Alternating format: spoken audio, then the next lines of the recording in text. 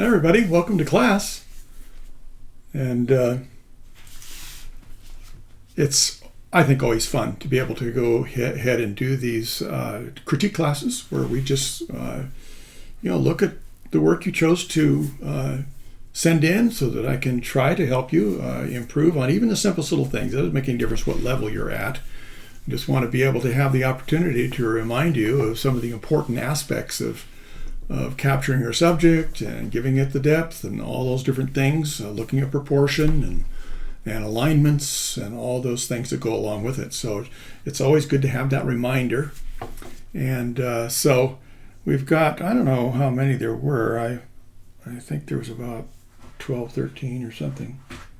It won't make any difference. I'm going to try and do them all. And let's go ahead and look at Christine. She missed out on getting hers in the last couple times. And this chipmunk has been such a good exercise. I think that there's some things that I'm not going to mention everything, but there are some things that I think really would help to take into consideration, and it's that power of observation. So when you're looking at this, and it looks like you use this hand or something very similar, you want to try to look at the angles. I'm looking for another one that might have a angle that's a little more what you were looking at. But anyway, your fingers, or whatever you want to call them, are bent more.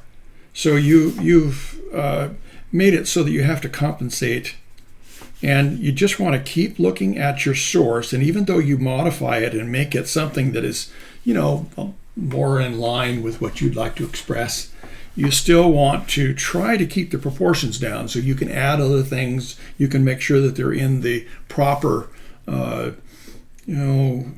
relationship with the other parts of the chipmunk. So that would make this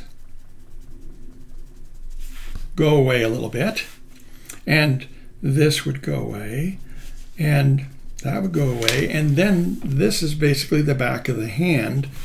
And so, if you want to call it a hand, and so that helps you be able to know that there is contour to the whole hand, and it's part of the fingers. Look at it's lighter on the top, and it's starting to wrap around, and then the brightest part is this back part of the hand, which also has a hairy edge, whatever.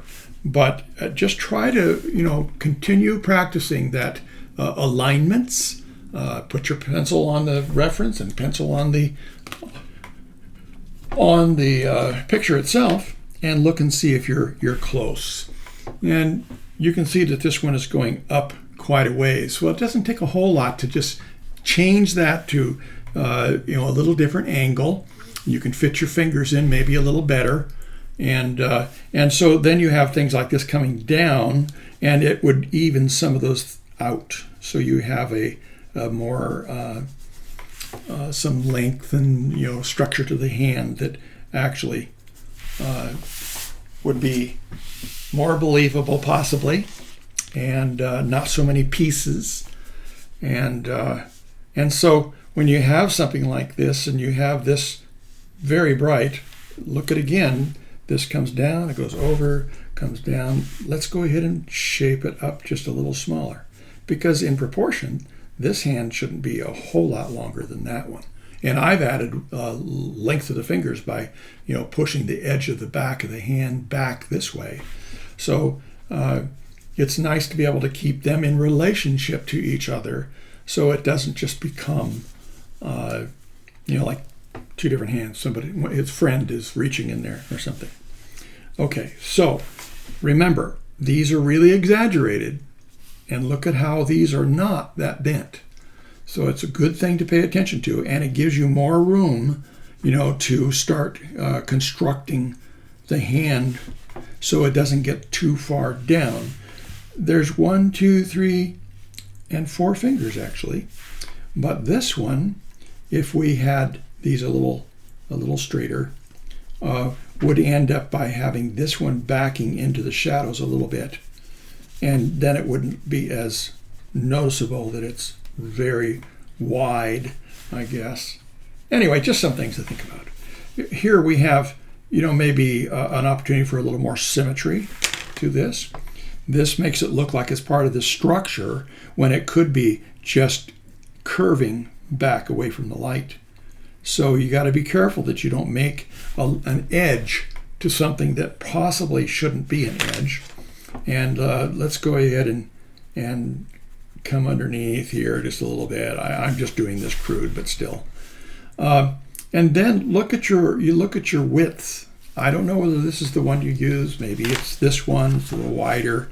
But this continues on just a little bit, and I think it helps give a little more dimension to the face in that, we have this basically coming out from this part of the bridge of the nose, let's say, and maybe this doesn't have to be quite so wide. I don't see one of the references that's quite that wide, but you can come in here because it is dark and it is the eyelid and the eyeball, and you can just put a little streak in here.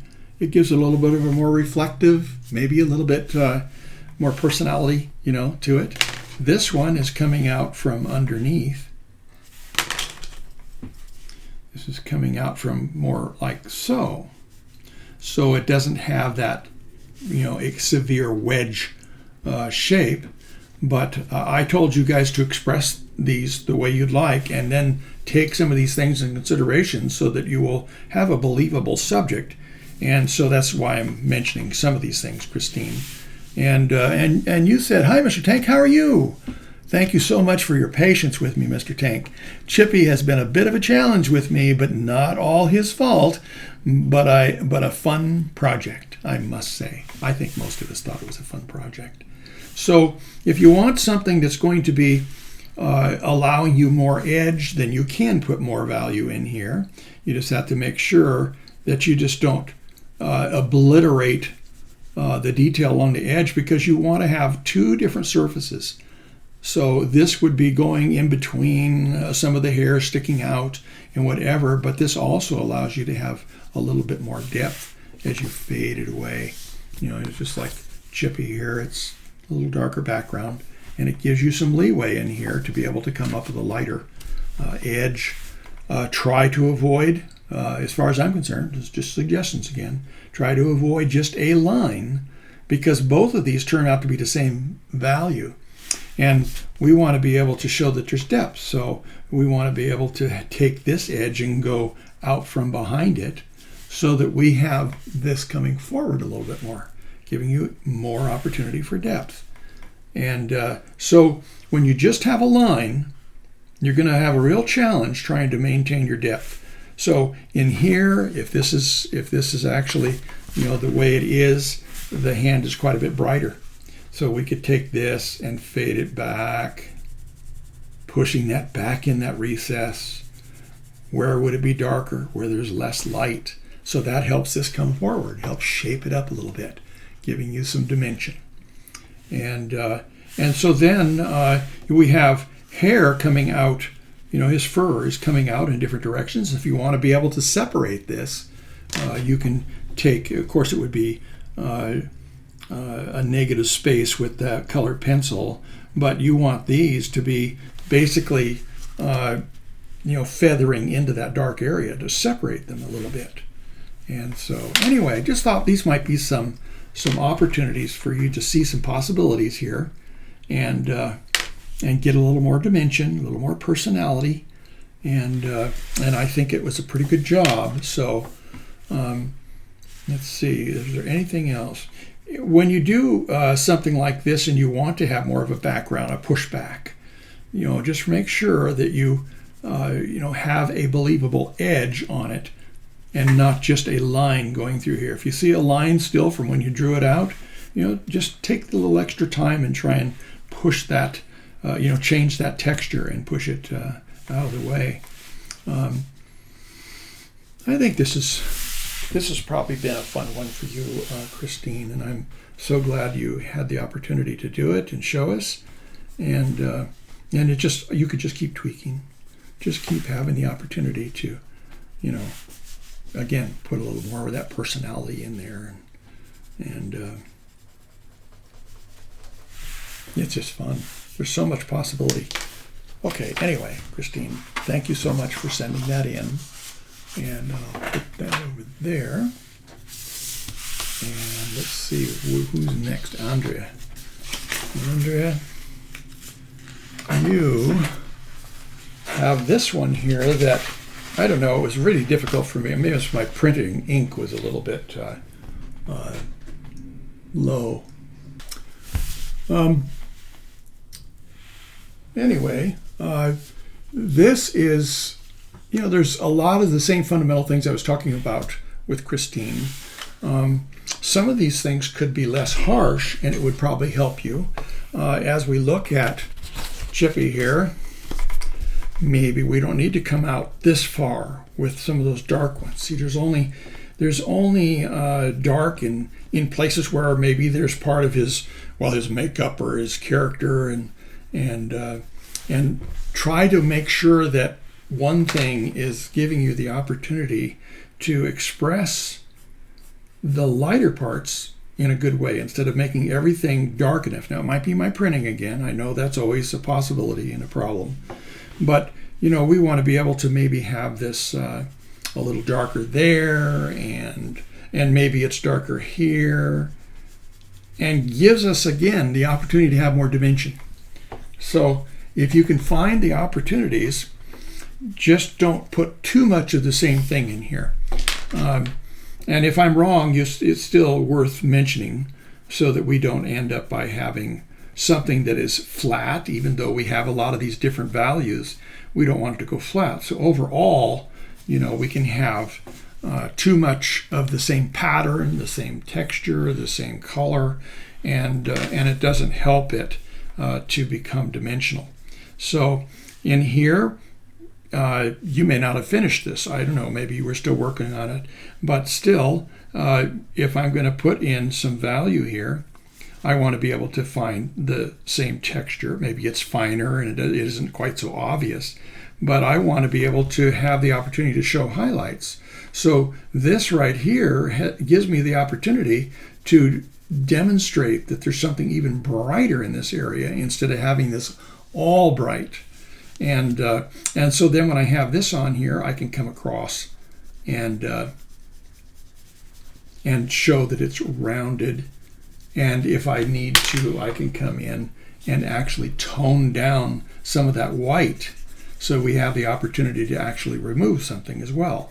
So it's really good to try to take advantage of some of these shapes, not make too much out of them, but have that ability to differentiate between one dark part and another dark part. It just becomes a real nice complement.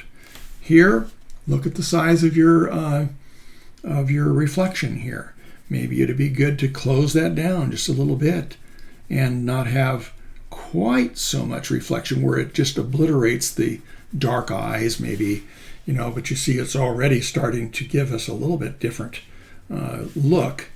And let's see, let's get this eyelid underneath here too and just see what happens. These are just ideas and whatever.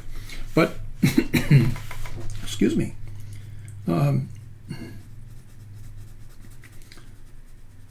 I think that this gives us the opportunity to have maybe more than one light source, you know, or it's curving around that round eyeball.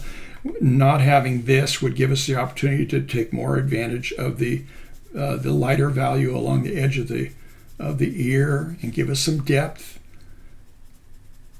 You can see I'm going past this edge, and I don't want this to be as bright as that, so I have to make this dark enough that this is still going to show up. And then it gives me the opportunity to shape the head a little bit. Now, if I'm going to have this be, brighter, then I need to be able to just add a little value in here and still keep it lighter than this, because this is inside where there's basically no light. So here we're already starting to give ourselves more options.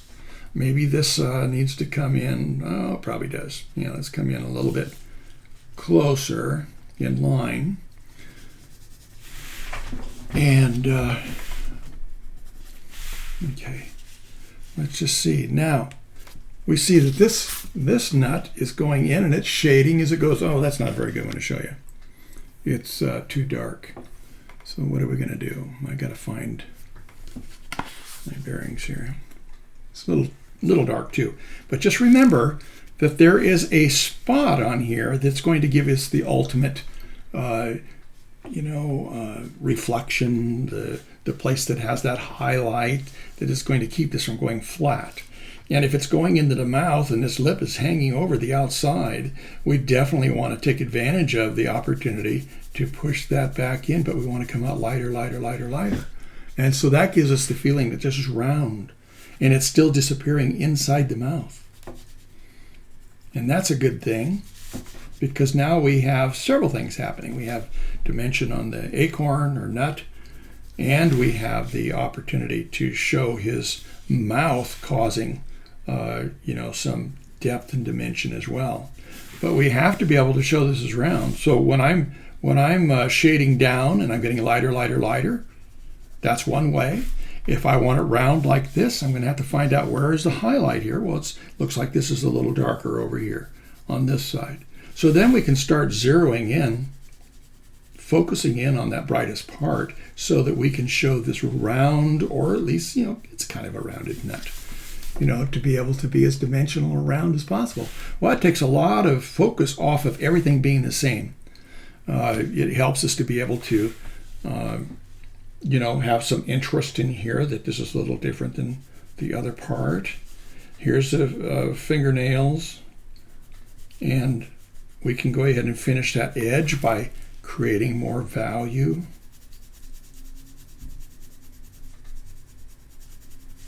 And this is more value over here. It's going back underneath that open mouth. There's nothing going to be this bright in there. So just watch and see, where in the world should I put that? What can I go ahead and do to make this just deeper, back in there where there's not as much light? So this is going to take away all the opportunities you have to make something brighter. There is a little part, but even if that wasn't there, it would still be better to shove this into the shadow a little bit and give yourself the opportunity to add highlights that are a little more significant and help you to be able to have that added dimension.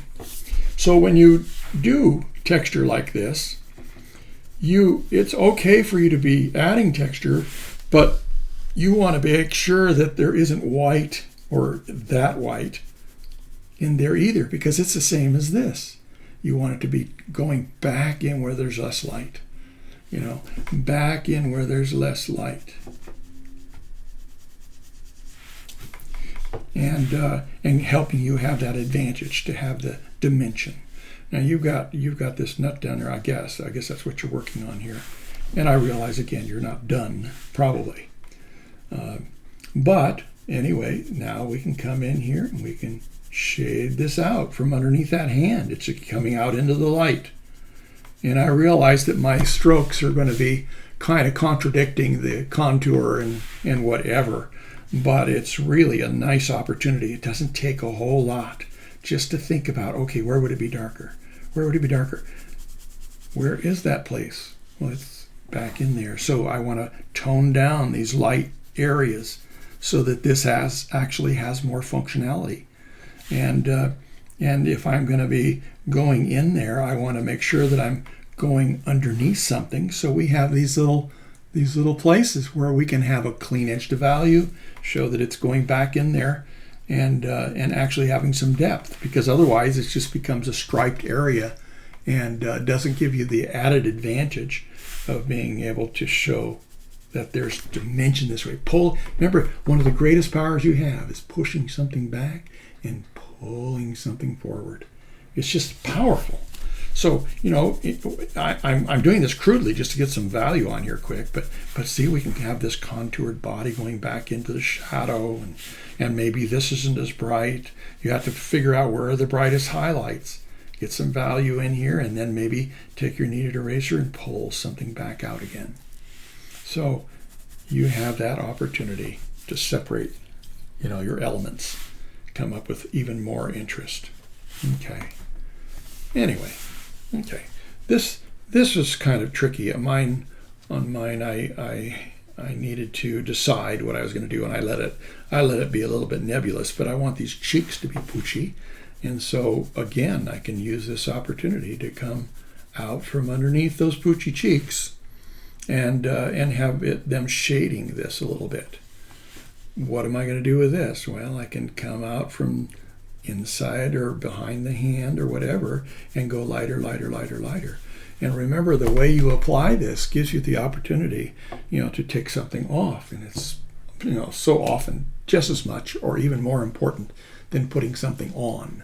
So gives you the chance to shape some of this stuff too. We see this, what is it lining up with? Well, we have maybe a little wider area in here, and there's more of an edge to the ear. So we have some value we can put in here, and then maybe pick out some of the highlights and detail a little more. But we want to do everything we can to keep everything running on the same plane, like it's a flat piece. So anyway, Andre, I'm excited that you did this, and it's really fun. And now, hopefully, it'll even add some more fun, to your drawing. And this was one that was printed too dark, so it was what happens when you have something where you go past the dark, and it might be because of the printing and everything again too, but it's still a good demonstration.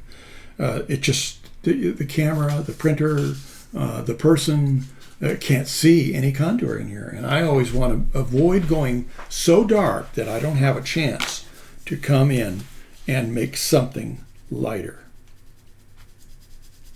because everything's contoured, even in the darkest recesses, and I want to be able to show that so it doesn't just go flat. So anyway, I hope you enjoyed this, Andre, and thank you very much for sending it in. And oh, that's a good idea, huh? Yeah, you'll notice that everything lightened up a little bit. Okay, now let's see, Cynthia Milholland, I think, but I shouldn't have said your last name, I'm sorry. But Cynthia, I'm glad you sent in yours, and it's a great chipmunk, and I just really like it. It just expressed quite well. Getting a little dark over here, you're losing your opportunity to have a whole lot of dimension, but if you followed something like this, that's what's going to happen. If you followed something like him or this picture, well, you can still see in there a contour, and I think you did very well even in this dark area showing that. I think that it would be nice not to have, from my point of view, not to be having something quite so bright, because it gives you a chance again to zero in on a certain place. And whether you're looking at this, there's no area where the highlight is quite that light. I guess we could take something like this and let's see. Yeah, it gets pretty dark, but you see the difference depending on how I print it. There's nothing that bright here, but there is here. So it gives you an idea. This is really a true indication of whether the light's hitting it or not. Look at the contour on these eyebrows here. We have quite a bit difference, quite a bit of more dimension, and areas where we can pinpoint where it's a little brighter at the very top of those arcs and those eyelids. And I want you to be able to have that opportunity. So when you're printing, we can lose that, or when you're looking at it and just concentrating on the light version, you can end up by missing some of those opportunities. So you go to the dark one and look at how that is interpreting it as well, and pick up some more dimension. But you just don't want to go something like this and make everything so dark that it becomes flat and non-dimensional the other way. So there's a wonderful happy medium you can come up with, and give yourself the opportunity to tone some of this down. Again, I say it all the time, but again, this is very possibly the printing that makes this, maybe a little bit too white or bright, as I'm trying desperately to represent your drawing on these prints. Sometimes it's pretty frustrating.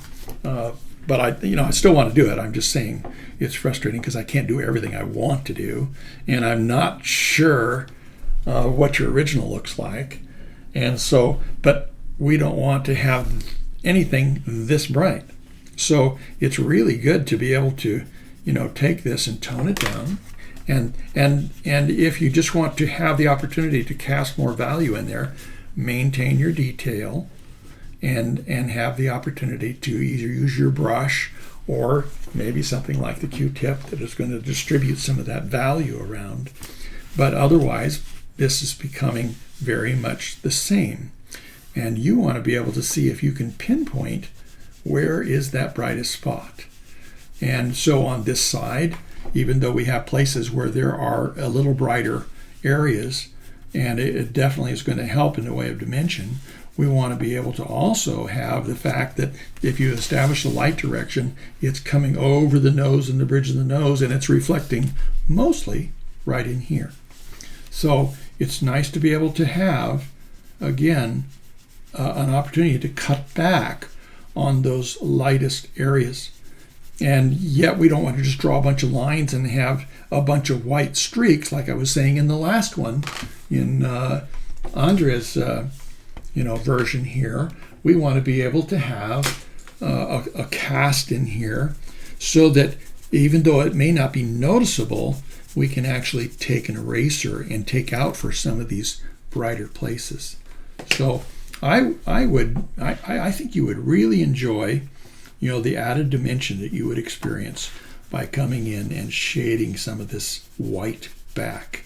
Not making it dark, just shading it back so you have the opportunity to show what you can really do as far as light direction, dimension, and also, maybe a more interesting drawing. Although I love this.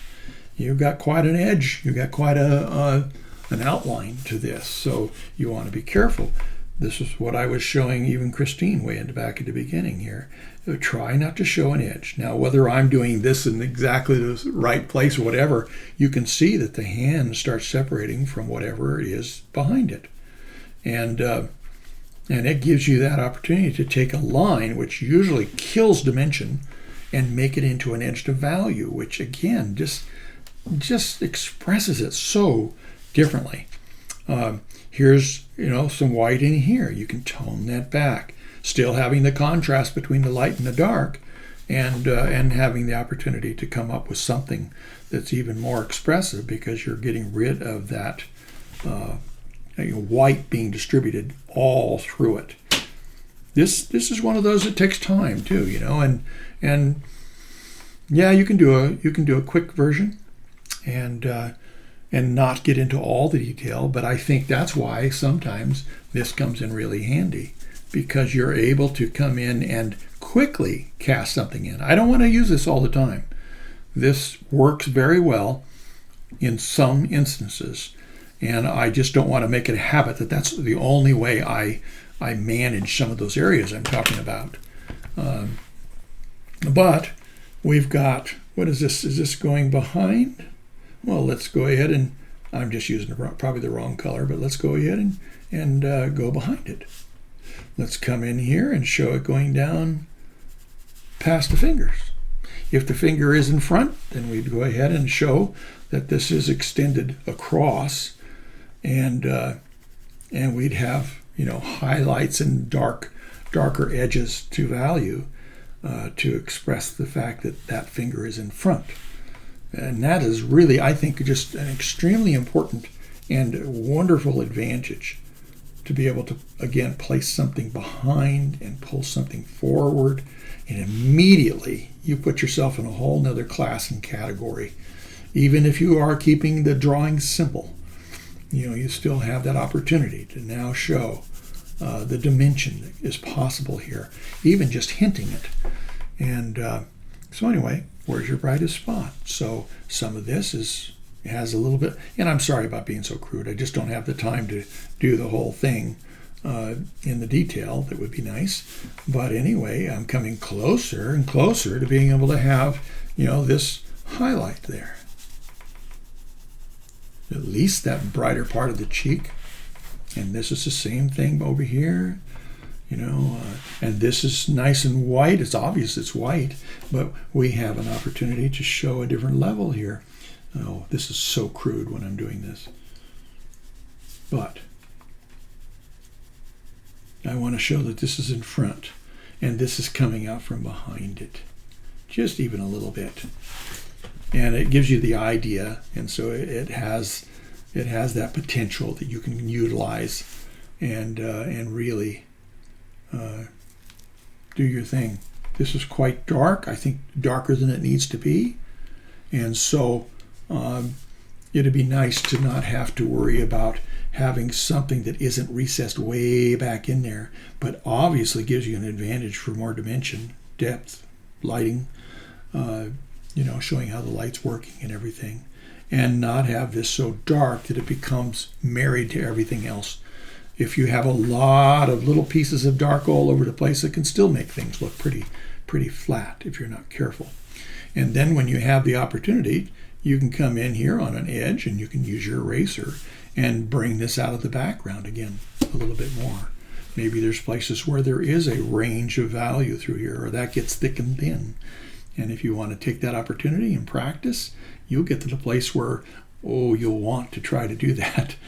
And it becomes not only the challenge, but your advantage, where some people may not be willing to do that. And then you're separating yourself again in another category. And somebody's going to ask you one day, how do you do that? Cynthia, that was beautiful. So anyway, I think that on the hands, this is probably going to be an opportunity for you to get this underneath or behind just a little bit. There's all categories of value, and you can keep it pretty light and just gradually manage, or else take out after you've put a lot of this value in here, take out that one little place that needs to be just a tiny bit brighter. So anyway, Cynthia, good to see what you've done. And I'm going to make sure I'm not covering up my reference pictures here, because I want to be able to use them for more than just one person. And my tendency is to start stacking everything up. Okay, so here's this character. Yeah, here we are. Here's that. Okay, got that. Okay, now, Judy. Oh, Judy, I watched you do this picture of your granddaughter over there on the community, and I think you shared it a number of places. And it's been a while. I just didn't have the opportunity. I had all kinds of things going on, including accidents and everything else that I had to deal with. I was still dealing with insurance today. And anyway, this is really, I guess you might consider a poor photograph. It doesn't have a lot of crispness and detail. I don't know whether it was maybe because it was very small, or maybe, again, it's accentuated by the fact I didn't print it out, like it could have been. But I think that it's a wonderful opportunity to give you something very impressionistic and effective anyway. And so as I look at this is quite dark. And so what happens, and again, I'm taking into consideration, it's very possibly my printing. But we have this neck that we don't necessarily have to show this is the edge of the neck. That would be maybe a little bit odd. It almost works, but I think it's probably a little better for us to, show that this hair is just, roughing up that edge. I don't know whether I'm going to be able to do this or not, but anyway. So we have maybe this gray coming in here, and I'm talking about the fact that it's that grayscale, that level of value, and that we have this going back further. So let's just take this, pull it forward, and it's hard again. You know what it's like for me to do this with the Prismacolor. It's waxy, and it really kind of kills my opportunity to do too much. But anyway, it'd be nice to have this become that front leading edge to her cascading hair. And and break this up so we know that we're looking kind of through and past the hairy edge, instead of having this become, I don't know. Let's come in here and, oh, that won't work. It's too, oh shoot. What am I going to do about that? That's too shiny. So, see, that's the problem too. When this gets so dark, I have no way of bringing something forward. So let's just pretend that I'm leaving this the darkest place, and this is that front leading edge. And these could be, it looks like they're kind of cascading curls. I don't know. I'm a guy, so I may not see everything the way all you girls out there do, but anyway, we can have those opportunities to have something go past occasionally that show there's some depth. If I break this up, it gives me a wonderful opportunity to, again, show that depth, that we're peeking through actual hair instead of having it be a solid, piece. I want to be able to come in here and maybe, break this up. Well, that isn't going to work. I've got to find something that's going to work on here. Yeah. We don't want just that clean, templed. It looks like maybe, this is going into the hair and coming out the temple. If you look at yourself in the mirror, you'll see it growing out. And usually it's not, unless your head's turned like this, there's not going to be an edge here.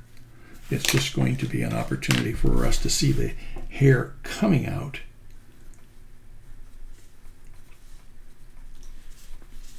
And it doesn't take much. This is what I think is fun about this, because we can add depth and highlights and come up with something that is going to really show that style and all those things if we just break up some of these edges.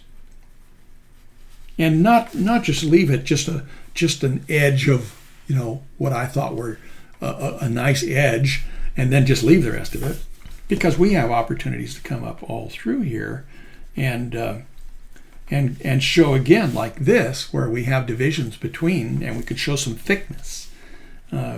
We can go ahead and show where it is darker down inside. Look at this. Oh, this is fun because it's so expressive and yet so general and not, just specific, in its detail. You can suggest things, and boy, anytime you can do more with less and suggest some of these things, it keys into that person's mind and imagination so well.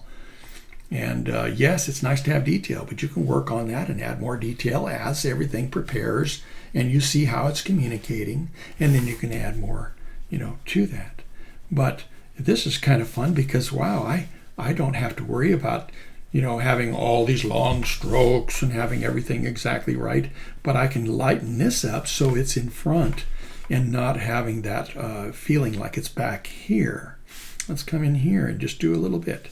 Again, this is that white Prismacolor, so I only have so much I can do with it, but I really want to have a front and a back, and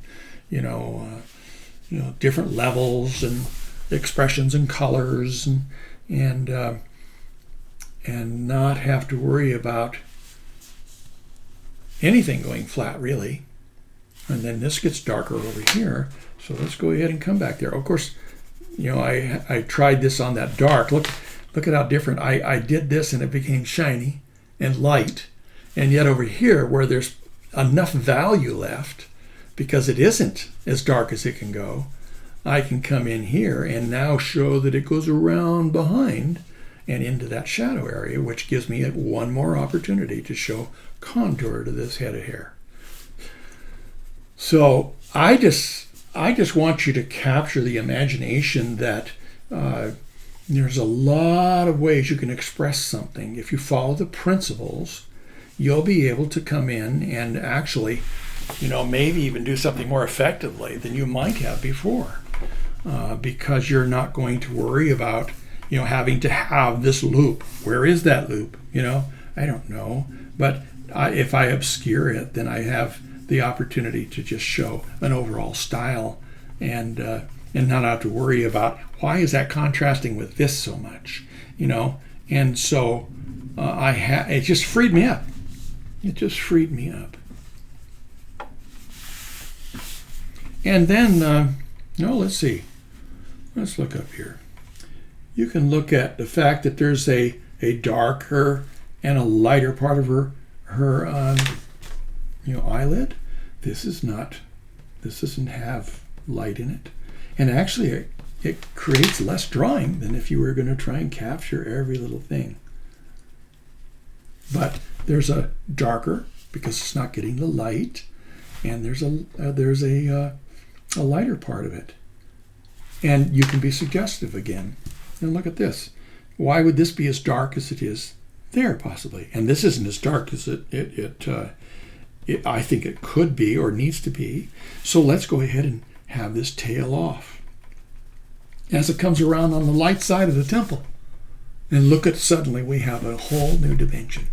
And it goes along more with the curvature and form of her forehead. Okay.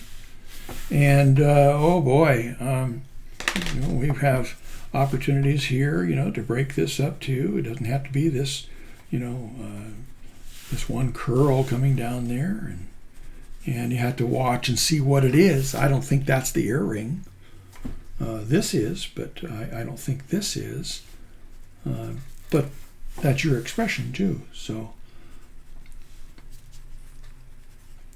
But see, I'm becoming more erratic in my curls here than you are trying to find, maybe something more specific that's around.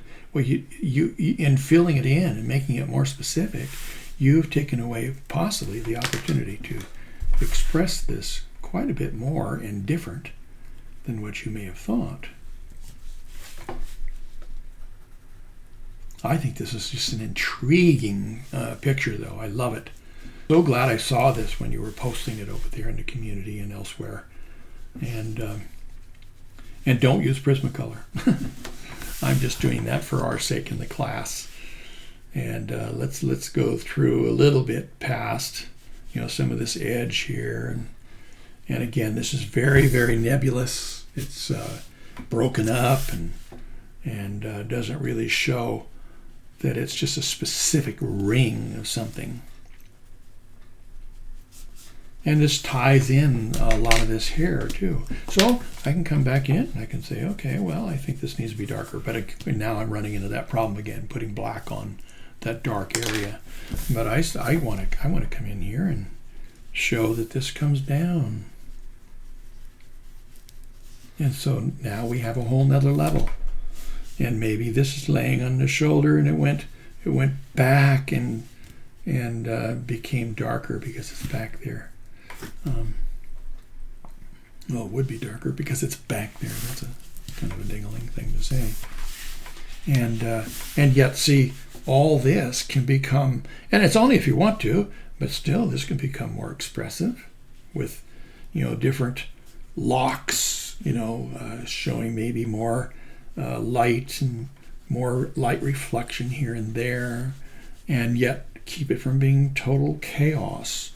You can still have a wonderful expression. You don't have to do everything so much, and just get back and kind of, taste it and say, you know what, it needs a little salt, it needs a little this, it needs a little that, and you just feel braver about putting something in there instead of making it so dominant that you are no longer really expressing, allowing the viewer to imagine and express. But and when you come across something like this, where you have much more highlight in these areas, then take your eraser and tap it back. If you layered it on properly, you should have all that option, and it gives you a chance to show a more feminine, curved neck. Well, guys have curved necks too, but still, it takes the harshness out of it, and allows you to have a nice soft highlight developing there. Maybe it does come down here.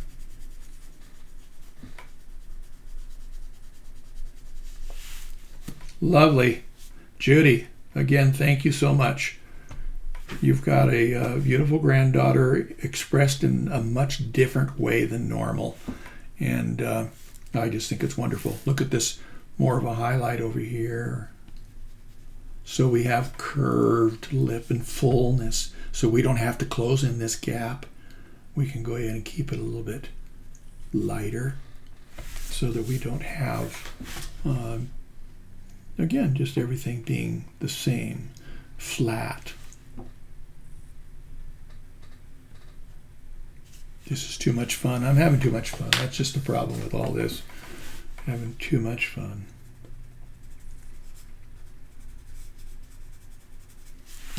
Okay.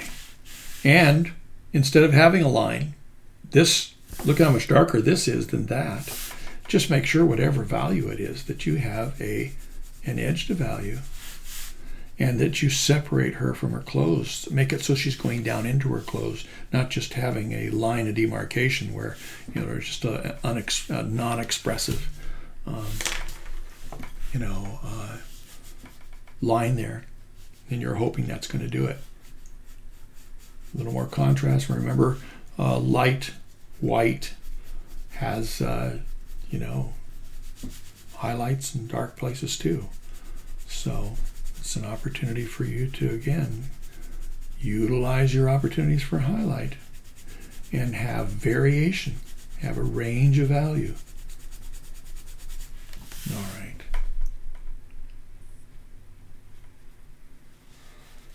Fun. Okay, I'll rip myself away. But I wish we could see what was before and what's after. Oh, we kind of can. You see, we've got that lighter one that, we can go ahead and express that here. And if you want it this way, then you have that option too. You may have expressed it just exactly the way you wanted it. So that's great. Wonderful. Thank you so much, Judy. And let's see who's next here. Jacqueline. And she's doing Charlie. You remember Charlie, one of our projects from days gone by? Oh, where is it? Oh, no. I've lost Charlie. Where are you, Charlie? Oh, here it is. Now, this one's a hard one because you didn't have a chance to go very far with it. And yet again, some of the same principles apply. When you are developing something like this, you want to make sure that you're not just making streaks and dots and all those kinds of things that are going to be very difficult to incorporate into your drawing and express the depth and all the different things, the personality and everything. So when I'm trying to put freckles on, I want to be able to have contour. And so I want to make sure that not all the freckles are the same. So it's very difficult when you just come in and you go bang, bang, bang, bang, bang, bang, and here's a bunch of dots. They're all the same value. They're pretty much. And you want to be able to show that you have those that are in the light and in the dark as well, and they will correspond to where they are. Yeah, see how this is going to work. But this makes it very difficult. This is never going to be a hair because it's too dark. And so what you need to be able to do is have space. You need to be able to create, again, a clean edge to value. And so when you come up in here, basically what you do is you go down, the same thing as we're talking about with that chipmunk. We have opportunities in the fur to pull something forward and push something back. And so this also gives body and fullness to his hair. And we want to be able to have these be the spaces where we're looking down into the fullness of his hair instead of having it become trying to draw a hair. And maybe you see this way, but I think if you just change how you're doing this just a little bit, you'll be able to have much more interest and depth and realism. And then you don't want to get too carried away and do some of these things too fast. There's a lot of variation in here. But you still don't want to have, like I was showing on one of the other ones a little while ago, we don't want to have highlights dominating everywhere. We want to have highlight, but we want dimension to his nose. And so we want to be able to say, okay, this is protruding from his face, and it's shading him. Okay, over here, let's see. Let's look at this alignment here. So we need to be over here a little bit further just to get some shading on that side of the philtrum, let's say. And then the shadow comes up above that edge, that front edge of the nostril.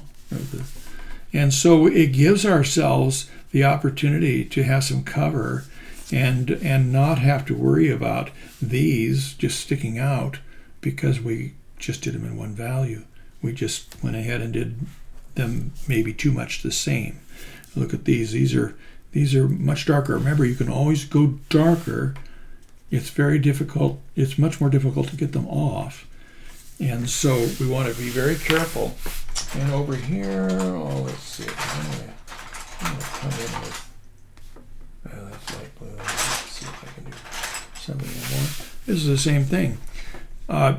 I realize you want to be able to define your area and all that, but we still want to be able to show that the neck's in front.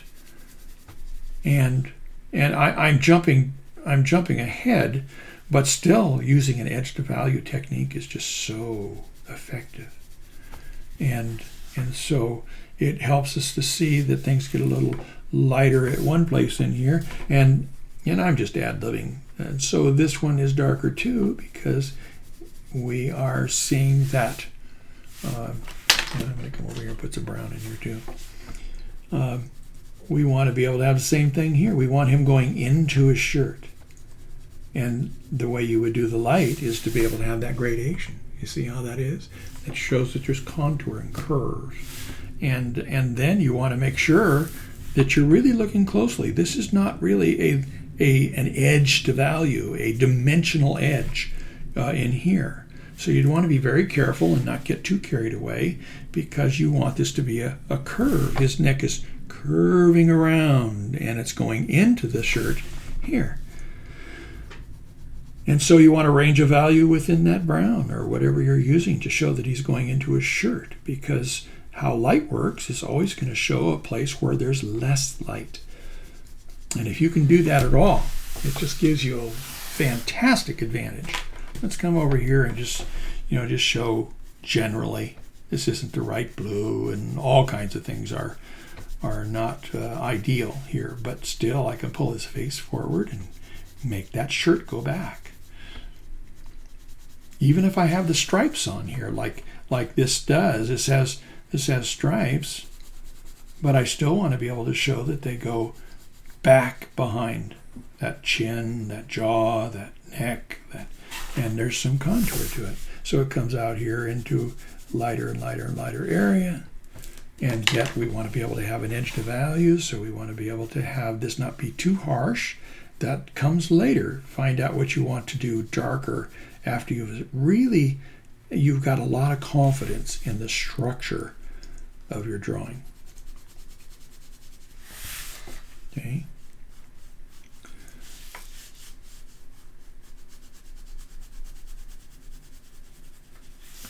So much fun. Now they don't need to be that dark. And I only have this white. This is the hard part of being able to show you everything that I'd like to be able to show, because some things are just too stark or too they're not ideal. But you see how soft everything you can do to show that range. Remember, I'm telling you, show a range of value. Show a range of, look how it's more concentrated here, right above, that eye, and it gets lighter and lighter and lighter as it comes over here. I think Judy's eyebrow on her granddaughter was like that too. But see, we don't have anything this dark. This dark is reserved for darker places. We want to be able to establish where those are, so we want to be more cautious and give ourselves the opportunity, to gradually build it up and fine-tune where it is darker and where it's not, and have the opportunity to come back in and show some of these lines as spaces.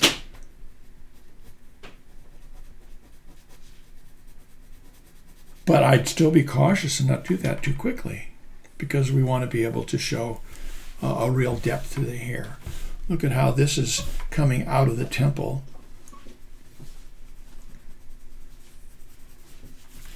And we have that hair looping like that, but it gives us an opportunity to see the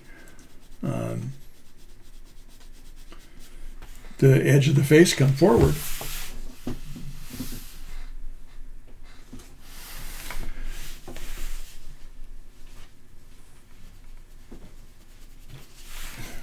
So many opportunities for contour. Think about range to value, clean edges, and contour. So everything over here is getting darker, and maybe my printing didn't pick it up again, but still the whole face is reacting, and we want to be able to have the opportunity to show again that ultimate depth and line it up. This light goes up a little higher than the top edge of this. So we want to be able to have this be the top part or the bottom part of the cheek, giving it some fullness, and line it up properly. So I'm not using the right colors probably, but still, it'll still work to demonstrate what I'm trying to show you. So here's that part here below the lip. And we can always use our eraser, our kneaded eraser, to pull things out. And you go back and forth. You don't even have to worry about getting it all right the first time. Just to get a feel for it and say, you know what, I think this is expressed a little bit more like this. When you come down here, you can start out with your hair for your whatever it happens to be, the lock, wherever it is, whether it's your bangs or the side or whatever it happens to be. Get some of this stuff off. I told you we don't want to have dark lines representing all this stuff, but we can come in here now and show that there's something past some of those darker areas. I sometimes use the white and make that the darker area so that this becomes the color of the hair, but it gives me depth. Gives me the opportunity to come in there and really express it quite a bit more effectively. So I have to start somewhere, so I'll get some strokes in there.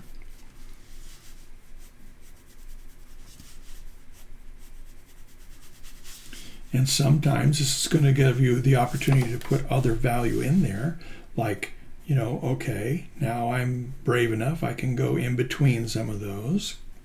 Maybe using, again, the lighter white space and allowing myself to see some of that skin, which I can go ahead and use the same color I'm using on the skin, to show some of that peeking through this. And anyway.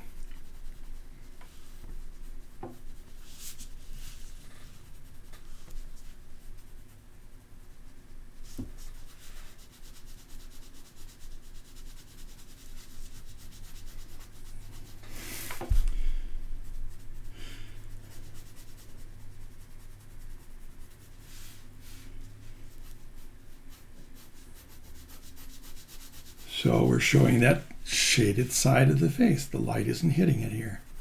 Our light direction's more like this. So we can do that, and we can get some of our color in here that's going to go ahead and complement this red head and all the freckles and all that. But be cautious. Take it slow so that you can continue manipulating all these wonderful aspects of this boy's face.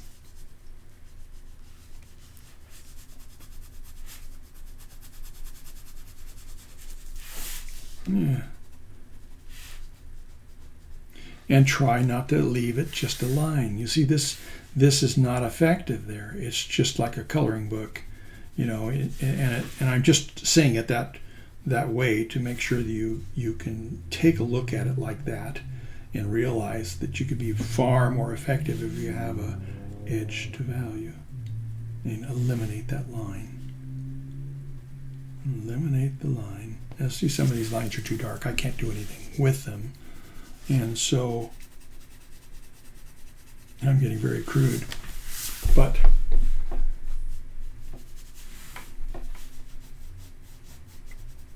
this was a fun boy to do. And we did it. One of our color pencils we did early on, a few years ago. I forget what the timing was, but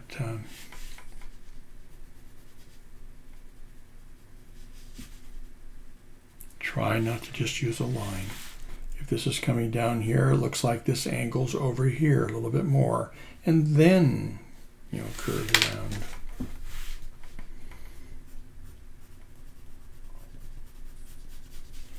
And so you want to think about those kinds of things, because otherwise you'll end up by, changing the shape of his face, and it becomes, kind of like the person, but you could be somebody else, and you just don't know what in the world it is that's making this different, so you start creating questions in people's minds.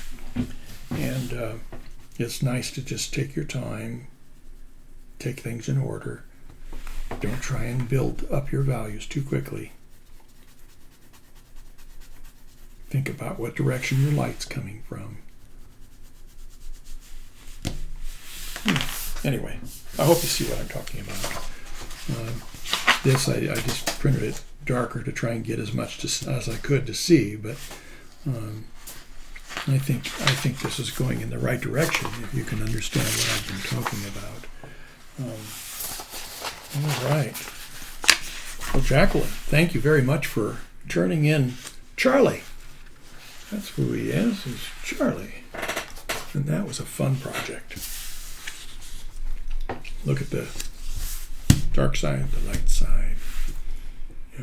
Where is he going into his clothes? Where is he going around and out of our sight? All those fantastic opportunities we have. Okay, so yeah, Bubbles. Let's get your other one up here, Bubbles. And this is pretty much the same kind of a thing. I think that it's really important with Bubbles, to just as much as the color and filling in, is to look at the curvature of this. So we have, let me see if I can get a little color in here and just see. Let's see. So it would be a little bit more color in the bottom here because it's going around to the darker side. And it might be the contour and the way the color values are for the fish anyway, but still, I want to take advantage of this because it gives me an edge to value instead of having just a line. Okay, now we have, let's see, what should we use there? Let's come in here and create this edge to value. And again, I'm going faster, trying to get there, so we don't waste too much time, because we only have so much time. But when you have some of these things, don't go so harsh. Again, it could be my printing, I realize that, but it still gives me an opportunity to talk about it. And let's try and fill in some of those gaps.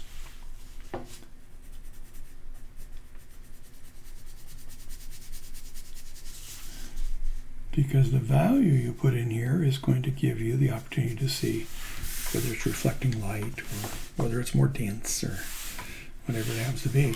So when you come in here, try not to just outline things. Put these kinds of things very, very, very, very light, and then come out from that so that that line just melts away into an edge to value.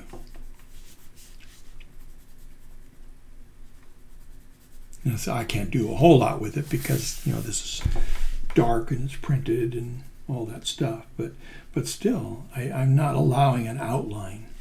There's no outline here. Well, there is because it stops finally. But still, try and keep these that are, I don't mean just filling in spaces, but in a way, this is going to be a whole lot more effective. And then I can go ahead and look for the darks and lights. As you see, this is getting lighter as it comes up here. So that gives us the opportunity to see a dimension and contour to this fish. Now see, I'm coming in from the back door and I'm trying to just do something quickly that demonstrate what I want you to look for as you go along. So now we have the light is coming down onto the fish, and we don't have anything the same value up here. There's nothing that dark up here. It gets more intense as it comes down, but I want to make sure now that I'm actually taking that into consideration. My darkest part is right around in here, and I don't want to just, I don't want to be outlining things, and so let's see what we can do. This is kind of a challenge. Look at that. Look at that. It's going right across the eye.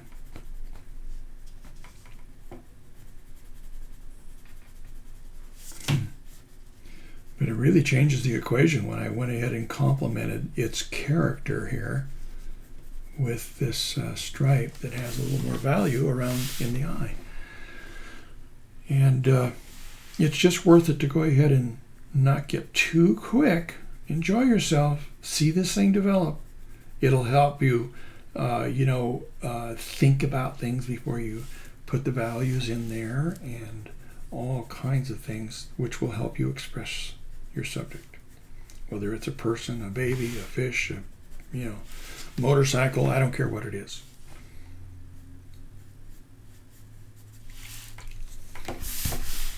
Okay, so you can see this could,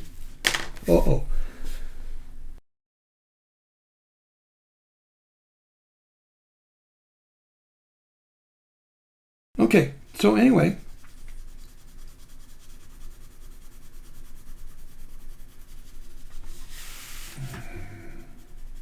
so there is solid colors in here, but they're more along the line of a gray. And I have my wax, white on there, so I'm lost. But anyway, you can see that it fades away and gets lighter. Well, so there's nothing that dark down here. There's your advantage right there. And if you were building it this way with that thought initially, you would be able to have a lot more opportunity to get your depth and dimension and expression out of your subject here. So these would not be as dark. You can always go back in and make it darker. And so, let's see. Look at the curve to this. See the curve? This is really important, I think, because it helps you be able to see again that tremendous contour and dimension to this fish. It just makes it such an art form. And so we want to be able to not only do that, but we want it to do this as well. No, it's not going to be the right color. Oh well. Let's see what we can do. I'll take one of these. If you look at this, it doesn't just go up and straight, it's going around the fish. So you're on the right track to a degree, but make sure that you show that these are all curving around until they aren't. And so some of these just would have that wraparound, or wrapping around that body.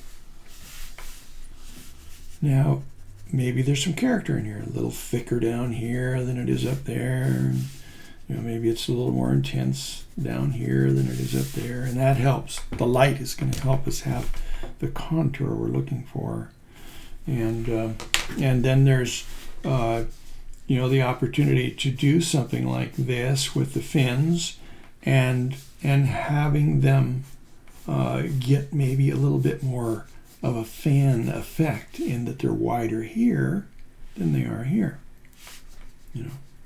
Just ever so slight. These are all very subtle things, and but it gives us perspective and contour and dimension and all those things again. Those are all those solid principles that if you think about, you can actually illustrate something in a very simple way. But if you have those dynamics, taken care of. It's incredible how it expresses whatever level you are in your drawing and helps you look like you're basically a master. Maybe more than you feel you are. I mean, you'll continue to grow because you'll see the advantages and you'll look for those opportunities to actually accomplish that each and every time you can. You may not see everything, but that's just all part of practice. Yeah. And so we have all the dots and everything else to go along here too. But we have multiple colors in here, but I'm just saying I have a little bit more of a thick and thin, wedge, perspective, and all those will help us be able to express this beautiful fish. Look at all the dots. You can do that with your Mono Zero. Come back in here and just. Sometimes you have to tap 2 or 3 times in the same place to see it coming off. And let me get it. And so this isn't as bright. I mean, it isn't as dark as it is maybe back here, and this isn't even that dark. Look for a range of value. Why would you want to have this every bit as dark as another dark place? And that's what you have to think about. Otherwise, everything starts becoming the same. It becomes flat. So look for every opportunity. Just don't go, racing in there and filling in spaces. Look for the opportunity to give yourself ranges of value, edges to value, and you'll have a lot better opportunity. Now, obviously, there's a lot more color, we could put in here, and I don't have the time, to address all of that. But wow, look at this. And yet these spines are curved. Look at how much more curved. They almost complement the contour of the actual body of the fish. And so, these don't have to be gray zones or just flat areas. And maybe we might have a little bit of a yellow rouge, let's say, on this fish. This is the shaded underside. And so this would also help us wrap these stripes and these dots and everything else where there's less light. Where there's less light, contour and curve, just a fantastic opportunity.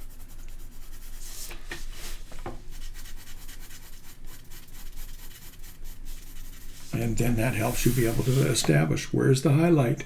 Look at it, even in this area here, there's a highlight here.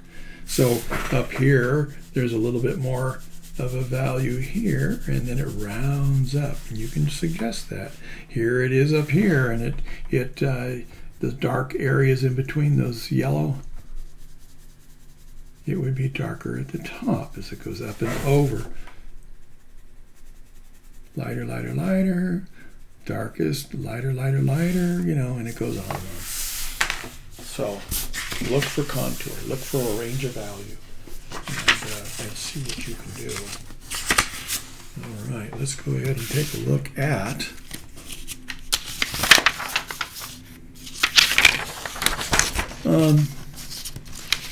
this is a puppy that was handed in at the last minute, basically. Marjorie, thanks for giving us the opportunity again just to stop and think, am I illustrating this dog or what I think a dog looks like? So you can get pretty generic and forget about some of the things that aren't that far away from you being able to express it as that special dog, is it your daughter's dog or whatever it is, I forget, granddaughter or something. I should have marked it down. But anyway, you can come in here and show some divisions in the hair instead of having it just be straight across 2 wings up here, because we've got opportunity for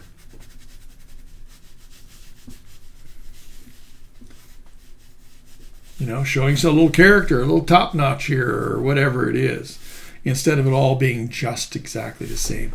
If we have an opportunity to come in here and show some of these parts that we see past the highlights, we have another advantage. Okay, and then we have opportunities to put some of the hair in front of the eyes, and these eyes are quite large. So you can use your divider to find out exactly how big should they be in relationship to something else. And then we get some more value in this, and we have the opportunity to start making this really express, you know, it in another way. It's compelling. It's, you know, peeking through the hair is almost, you know, it's kind of cute, and then we have, you know, like on this right here, I'm looking at this dark dog over here, but we have the nose, which, you know, integrates into the fur instead of just having a circle.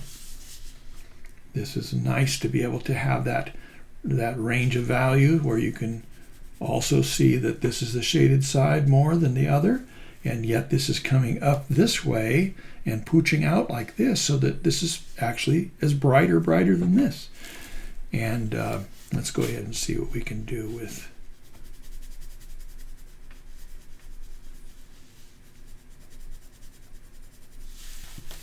Yeah, look what happens when we do get a little more of a solid area. It's changing the expressions of this dog right away. Okay, and it looks like it's kind of looking off to the side a little bit.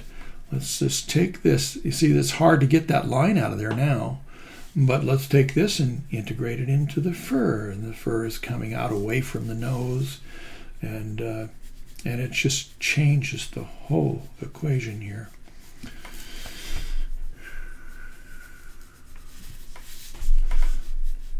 And so these are divisions. Not very dark. It's in a light area. But if you find you're getting too dark, you can go ahead and tap it back. Some of these are opportunities for you to have a part, you know, so that there's depth and there's light areas that are coming out and blocking our view, the darker, you know, deeper parts. But it's nice to be able to have this broken up, so that we don't just have, again, this big giant, you know, I don't know what you want to call it, almost look like wings or something, you know, coming out of from the middle to the sides.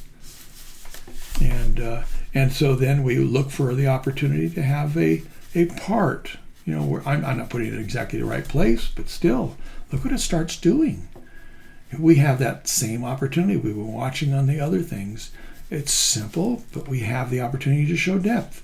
This is the light going up underneath that. This is the light. It's getting darker. Less there is, the darker it's going to be.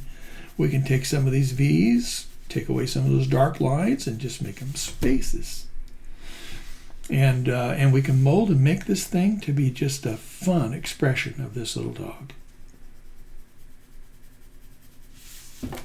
Okay, I don't see, you know, this, I realize I may have teeth like this, but there's shape to the nose.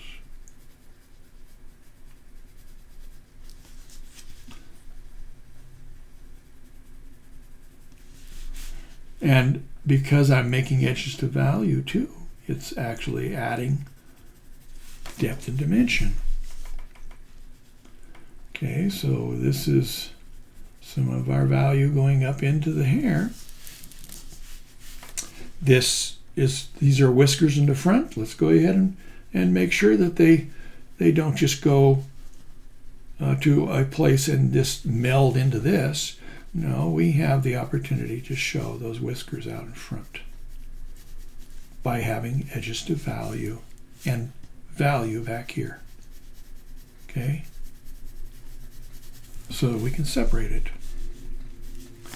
Okay, let's make these lips a little darker as they're going behind that.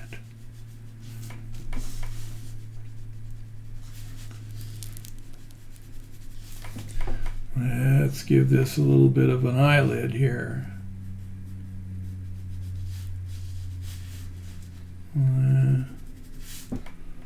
Anyway, I think you can probably see what I'm talking about. Don't have a whole lot of time here. Maybe I can do a little more here,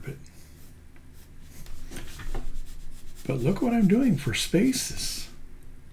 I can't use light colors to show the white whiskers, but I can show divisions in between the white spaces, and they start becoming like hair.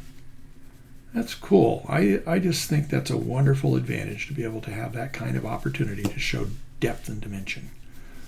If this is if this is lighter than it is, then you may have wanted to do that because you wanted to make sure you showed the name of the dog, but you can also show that the light is hitting that edge. Okay? And that there's actually light hair in front of breaking our plane. So this can come across. Oh, I don't have enough value on there, but anyway. And then we have the neck. It's going up underneath. Over in here. Look at what's happening to that dog. You have an opportunity to continue just playing with that, looking at, so do I have this over too far? Well, it looks like it's about, in line with that eye over there. Maybe I could go ahead and I could, make a little darker and change the how far over it's hanging. But just look. This is the dark chair or couch or whatever. I don't know what it is. But we can take that and use it to our advantage because we can peek through the hair and actually see, something darker that helps this little light doggy have more shape, more dimension. And I don't know what these were. Maybe they were, the buttons in I wouldn't do it like that, though. I'd look for opportunities to, show maybe the lighter plays. If this is pleated and down inside, then you have dimension. You have the opportunity to do something quite different than just expecting a line to communicate everything. A line will never do that unless it's just all a coloring book style. So you're just giving yourself a disadvantage if you're not careful. So let's see now. That's enough for that. Thank you very much, Marjorie. And glad you sent that in. That's a fun piece even at this stage. Let's see. What did I cover up here? Okay.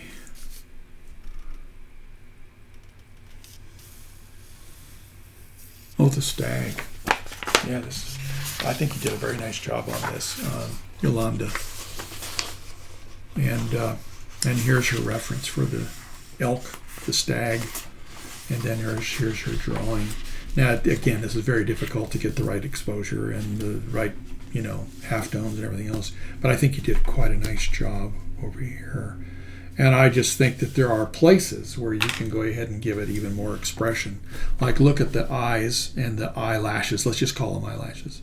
And so don't just stop and make a ring around the eye.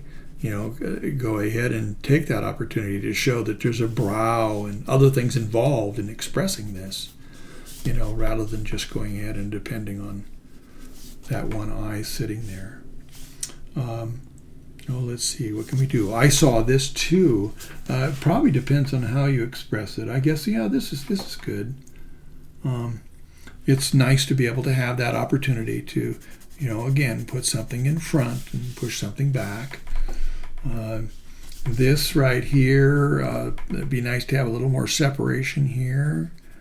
And so what are you going to do?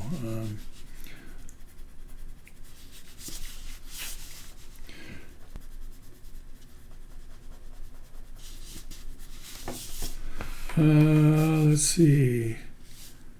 You just did a very nice job. I'd like to be able to pull this forward.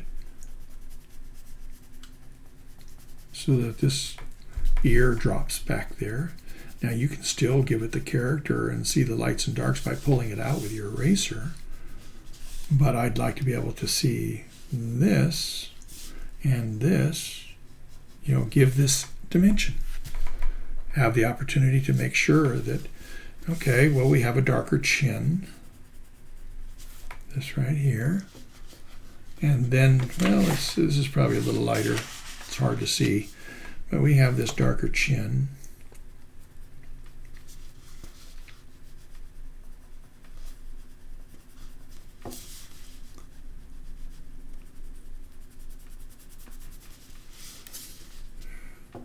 And then this is coming out from behind that chin, so we could come down like that. And even though it may not seem like it's totally accurate, let's come over here and take away this width and narrow it down with this part here.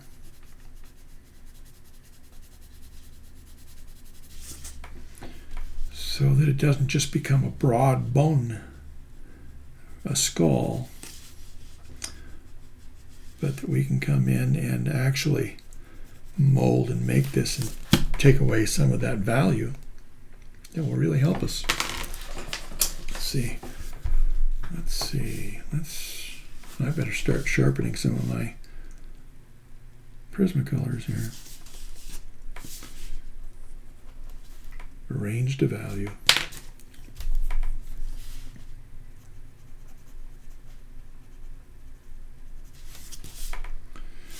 Yeah, how are we going to be able to get the range to give the depth and to give the character of this elk?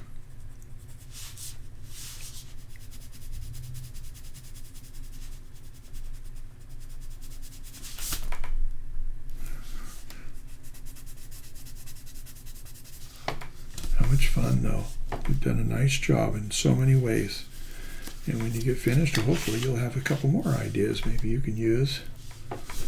And look at this. This is starting to go kind of flat. I know you have texture in there, but look at how much more you might do with it just by coming in and doing a division. Give it more depth.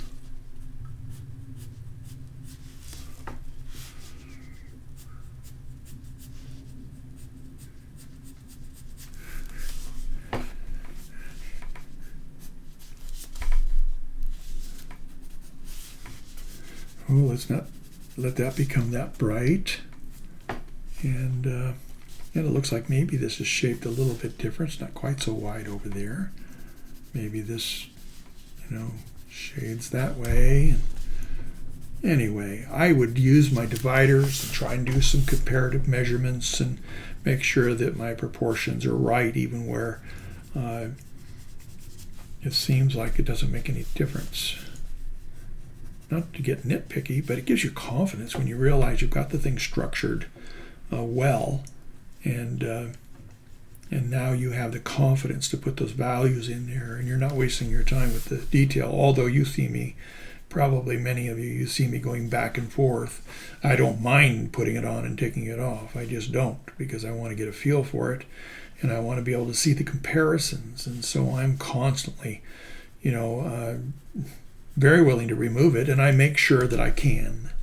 And that's one of the things that I think is a great key, is to be able to come in and show that you can take it off. You can gradually build it up and make it darker when you think you have everything just like you want it. And look at how bright this is here. I don't know. It looks like this part should be dark.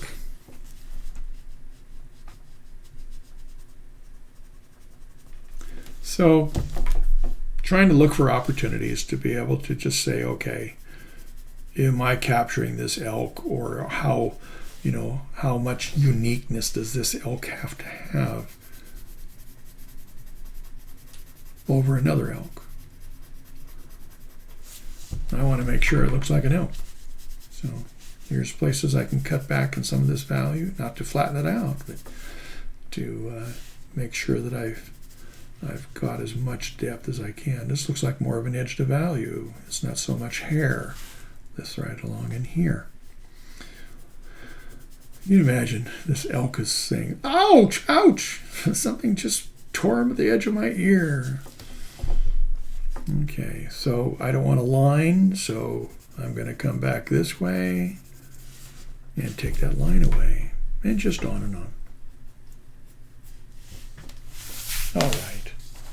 So Yolanda, thank you very much for showing us your what did you call it, a stag? Yeah, your stag elk. But you know, there's just all kinds of opportunities to be able to express this character.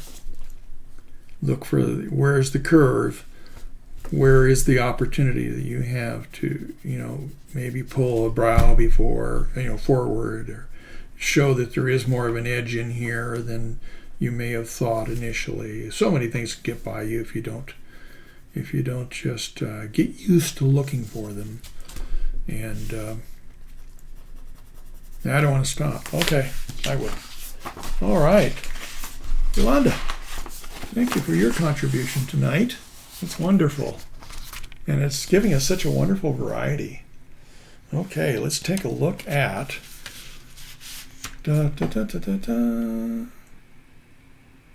What was it? Oh, here it is. Barbara. I always miss seeing your stuff when you don't have an opportunity. Maybe you travel and things like that, and it makes it harder for you to get into some projects. But I just always look forward to your interpretation and how you do it. There's some things here I think are maybe a little bit dark. It could have been my printing though, and that's the hard part about it. And let's see. It looks like the shape through here is a little bit different. Yeah, I think that this is, and it might be something else that restricted the area. Always accumulates. So making this turn,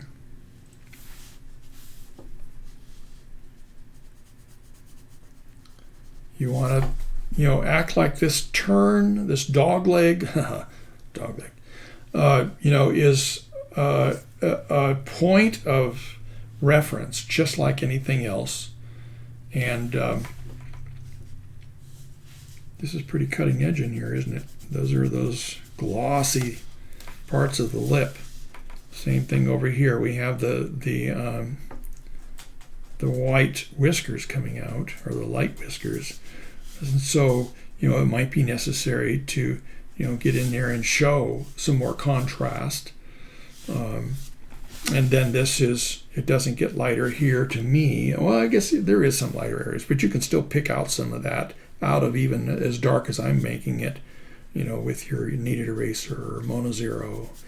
And I don't see, you know, I'm just saying, this is just to say, okay, observe this, because I don't see a darker line. You could make more of a space in there, but I don't see that here.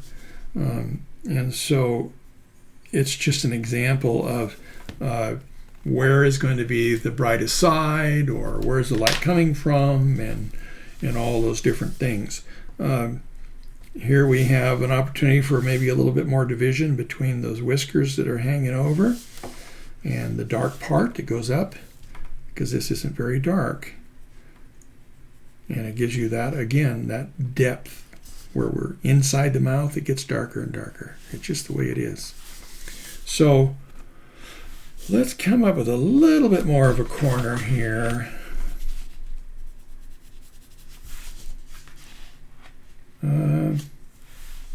This is, you know, probably my problem in not being able to duplicate your values. But let's come up with a more of a place where this disappears along this edge. A little more contrast.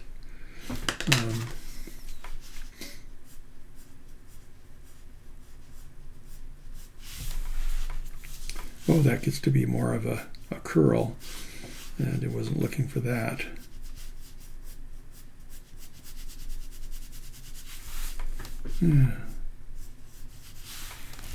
Anyway, you'd have to have more value back here if you're going to really have this become effective, because you want to be able to take it out. It'd be negative space taken out of a tone there a little bit. This is a little bright there.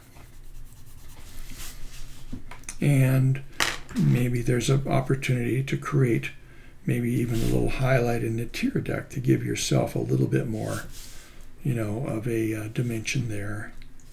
This can be in the front of the dark. I'm making those awful big, but anyway, they're obscuring our dark background. So there's always things like that you can do too. Just don't get as carried away as I did right there. And then, you know, breaking up some of this stuff really is nice, because it helps us be able to see the darker skin through the white whiskers or light whiskers. And this isn't really too hard to do, and it gives you, again, that much more dimension and expression, you know. So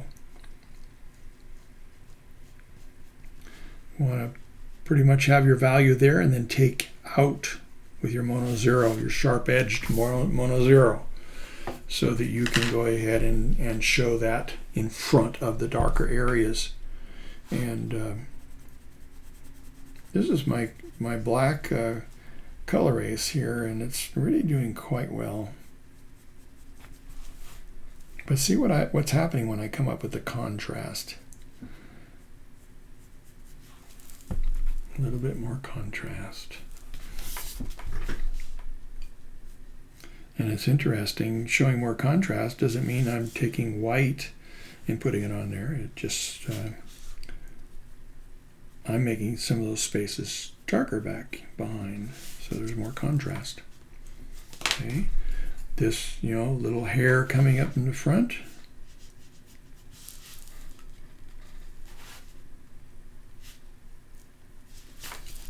Beautiful, Barbara.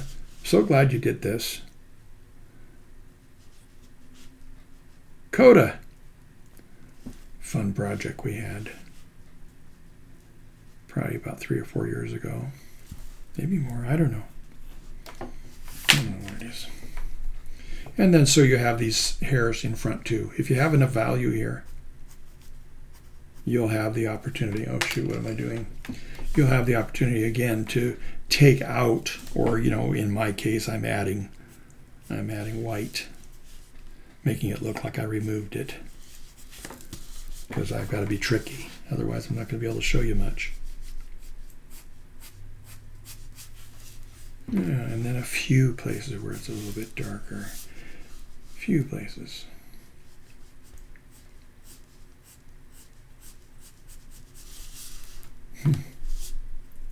And this also gives you the opportunity to come in between those overhanging little hairs and push this back so that you can have as much dimension as you possibly can.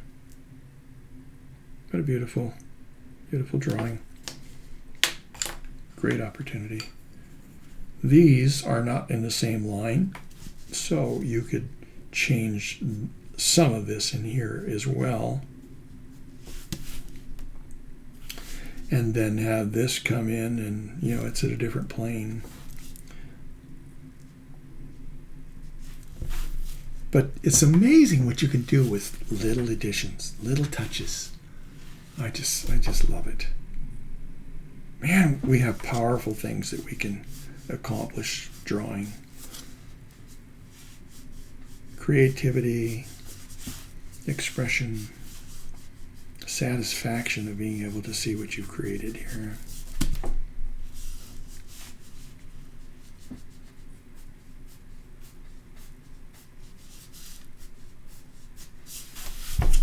And then decide, where does it need to be that much darker? Let's see over here. Let's you know, or that much lighter. Remember, I'm working in reverse with my Prismacolor Premiere, but it's waxy.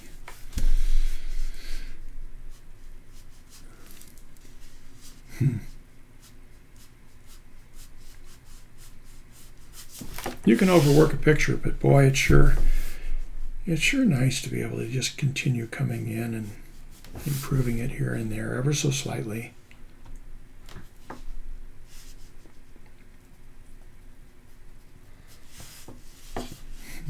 That brought that forward.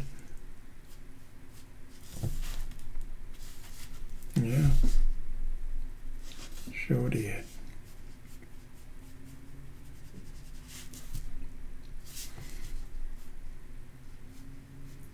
This comes down in that edge of the lip. You see this?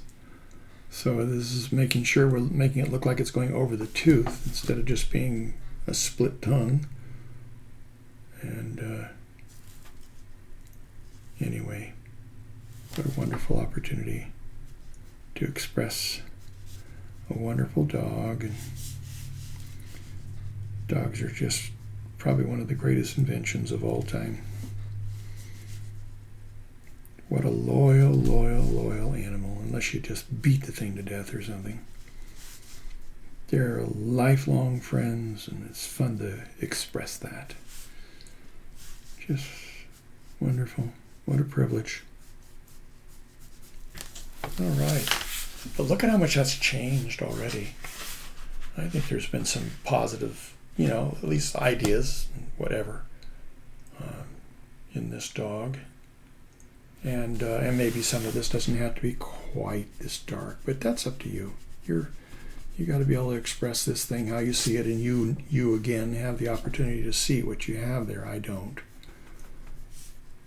But this is very inspirational. I hope other people will be inspired by this too.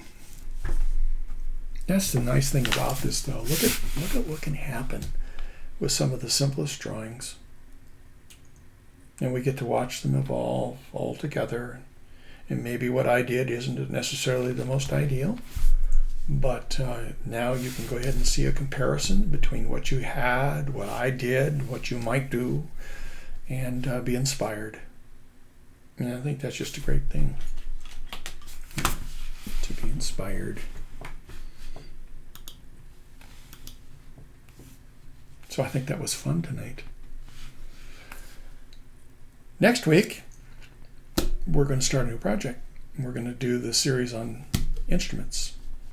And Darla has some clever names, and she'll be posting the rest of them for you to see. But they're going to be simple. They're going to be short. I think each one of them is going to take about three lessons. And I'll have the variants on exposure and things like that. Let's go ahead and take just a look. This one's going to be the piano keys, and see how expressive we can get just with a very simple part of that instrument.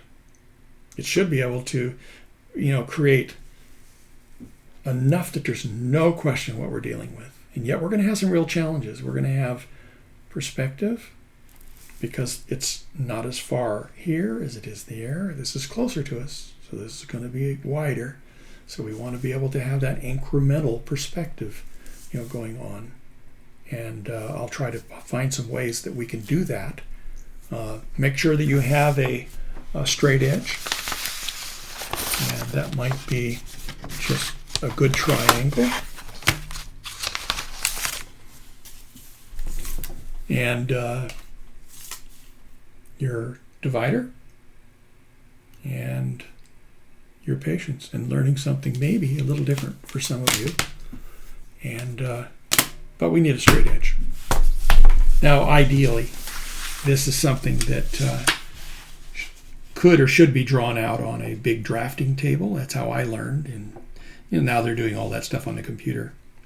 But you need a vanishing point, because this is just like the road in the meadow that we did long ago. And everything gets smaller and smaller and smaller. Well, if you had enough area, you'd have a vanishing point out here, where everything basically goes to that point. And out in the foreground, it gets wider and wider. And so I think this is going to be some fun things. We're going to have something to indicate drums and guitar, and we'll see what those names are that Darla's going to call up. She has some very clever names. So in a few days, and maybe very soon, you'll start seeing some of these things to whet your appetite. So I am just, again, excited that we had a chance to, do this again. I always love this. Some of you may not want to work on somebody else's picture, but it sure helps us to be able to see, become familiar with, again, how the principles are applying to each and every subject, and let yourself say, well, I think it would have been better if it had been like this. Don't be critical, but imagine what it would be like. It gives us an opportunity to see something that we might want to do different, and we might see that is maybe too bold or whatever in our own drawings, and or we can make a suggestion in our minds, about what that person could do to make it even more dynamic. So thanks again for being with me tonight, and I hope you're having a good week so far, and looking forward to seeing you next week. Bye-bye.